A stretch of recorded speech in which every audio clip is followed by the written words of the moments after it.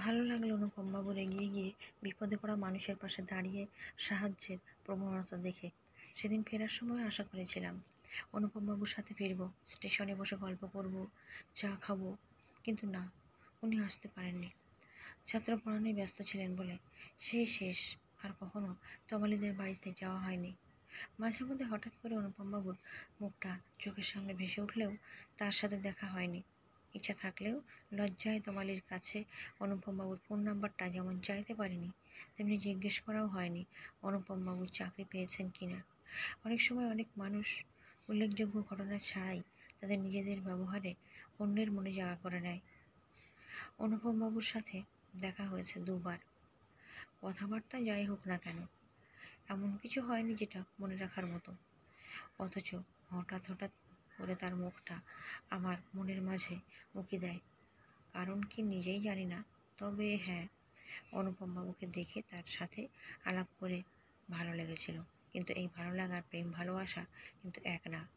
ভুলে যাব মনে করেও মনের কুঠুরিতে তাকে সযত্নে রেখে 1.5 বছর পর আমিও গ্র্যাজুয়েশনটা কমপ্লিট করেছি। ভেবেছিলাম MBAটা করে একটা চাকরি পেয়ে গেলে তখন অনুপমবাবুর খোঁজ করব, কিন্তু না, মেয়ে বলে যেটা ভেবেছি সেটা হয়নি। বাবা মা দাদা সবাই প্রেশার দিয়ে বলতে লাগলো, বিয়ের পর তুই MBAটা করিস, কিন্তু এখন বিয়েতে না করিস না। তা না হলে মোটা মাইনের চাকরি করা ভালো ইঞ্জিনিয়ার ছেলেটা হাতছাড়া হয়ে যাবে। ক্ষণিকের জন্য শান্ত সুন্দর হাসি হাসি অনুপমবাবুর মুখটা চোখের সামনে ভেসে উঠল। মনে মনে ভাবলাম, কষ্টটাকে হাসি মুখে মেনে নিতে বোধহয় প্রকৃত পুরুষরাই পারেন। শেষ পর্যন্ত তমালিকে জিজ্ঞাসা করেছিলাম অনুপমবাবু চাকরি পেয়েছেন কিনা। যখন শুনলাম তখনও উনি চাকরির চেষ্টা করে চলেছেন। তখন একজন বেকার ছেলের কথা বাড়িতে কাউকে কিছু বলতে না পারলেও আমাকে আরও কিছুদিন সময় দেওয়া হোক বলে আপত্তি করেছিলাম। আসলে বাপের বাড়ি হোক কিংবা শ্বশুর বাড়ি, সব ক্ষেত্রেই মেয়েদের স্বাধীনতা একটু কম। তা না হলে MBAটা করে একটা চাকরি পেয়ে গেলে এই সুচিস্মিতার জীবনটাই হয়তো অন্যরকমও হতে পারত। আপত্তি সত্ত্বেও বিয়েটা হয়ে গেল। ছেলে রমেশ, দেখতে শুনতে ভালো, স্মার্ট। ভাবলাম মনের কুঠুরিতে যে ওই ছবিটা আছে সেটা এবার আস্তে আস্তে ভুলে যাব। ফুলশয্যার রাতে সাজানো গোছানো বিছানায় বসে ঘোমটা মাথায় দিয়ে অপেক্ষা করছিলাম কখন রমেশ এসে ঘোমটাটা তুলে মুগ্ধ দৃষ্টিতে তাকিয়ে বলবে, সুচিস্মিতা, তোমাকে কিন্তু খুব সুন্দর লাগছে। না,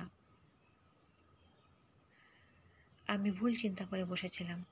রমেশ ঘরে ঢুকে দরজা বন্ধ করে হেলে দুলে আমার সামনে এসে ঘোমটাটা এক টানে খুলে দুল পরা 2 কানের উপর হাত রেখে জোর করে আমার মুখের উপর চুমু খেলো। কানে ব্যথা পেলাম, সে সঙ্গে গাটা গুলিয়ে উঠল। মুখে তার মদের গন্ধ ঠেলে সরিয়ে দিয়ে বললাম, আপনি মদ খেয়েছেন? সে বলল, কেন রে, মদ কি খাওয়ার জিনিস না? আমি তো রোজ খাই। অবাক হয়ে গেলাম রমেশের মুখের ভাষা শুনে। তার দিকে তাকিয়ে বললাম, এ কথা আপনি আমার বাড়ির লোকেদের আগে বলেননি কেন? সে বিচ্ছিরিভাবে ফ্যাচ করে হেসে বলল, এখন তো জানলি, তোর বাড়ির লোকেদের তুই না হয় বলে দিস। নেয়ার ছেনালি করতে হবে না, অনেক রাত হয়েছে। এসব বাদ দে, দেরি করিস না, জামা কাপড় খুলে ফেল। ঘেন্নায় গা গুলে উঠল। গলার স্বর বাড়িয়ে বললাম, খবরদার, আপনি আমার কাছে আসবেন না। আমার কথা শেষ হওয়ার আগেই রমেশের থাপ্পড় আমার মুখের উপর এসে পড়ল। দাঁত দিয়ে নুনের রক্ত আর চোখ থেকে জল গড়িয়ে পড়তে লাগলো। দাঁতে দাঁত চেপে আমার গলার কাছটা চেপে ধরে আওয়াজ একদম নিচে বলে রমেশ আমার জামা কাপড় খুলে জোর করে ধর্ষণ করলো। সেখানেও রক্ত।